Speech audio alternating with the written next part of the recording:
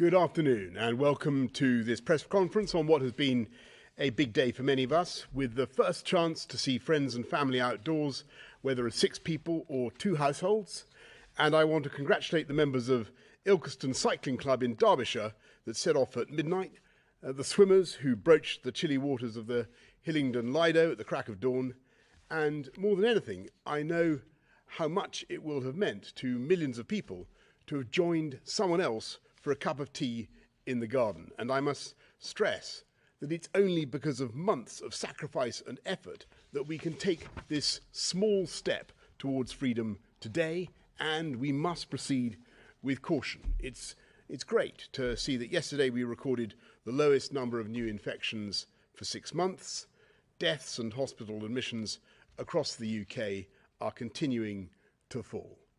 But that wave is still rising across the channel, and it's inevitable as we advance on this roadmap that there will be more infections and unavoidably more hospitalizations and sadly more deaths. So what we need to do is to continue flat out to build the immunity of our population, build our defences against that wave when it comes.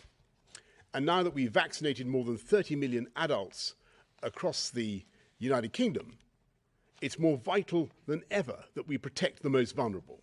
The evidence seems pretty clear that vaccinating the elderly and vulnerable has helped to drive down rates of hospitalisation and death.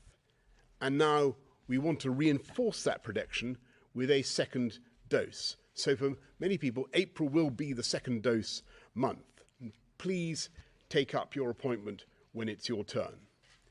And at the same time as we push forwards with our programme to offer a vaccination to all adults by the end of July, we're building up our own long-term UK manufacturing capabilities.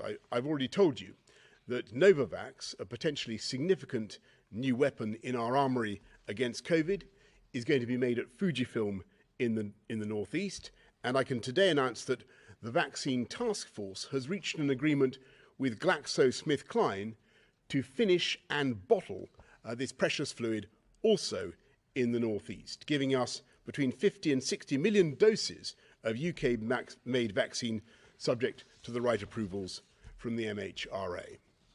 And then, of course, there is one other way we can all build our own individual defences against COVID and enjoy ourselves at the same time, and that is to take more exercise. And so I'm personally thrilled that I will be able to play tennis, for instance, and without being remotely preachy, I do hope that we can take advantage of this moment and the beautiful weather to play sport, to take exercise, to have fun, and build our national resilience in that way too.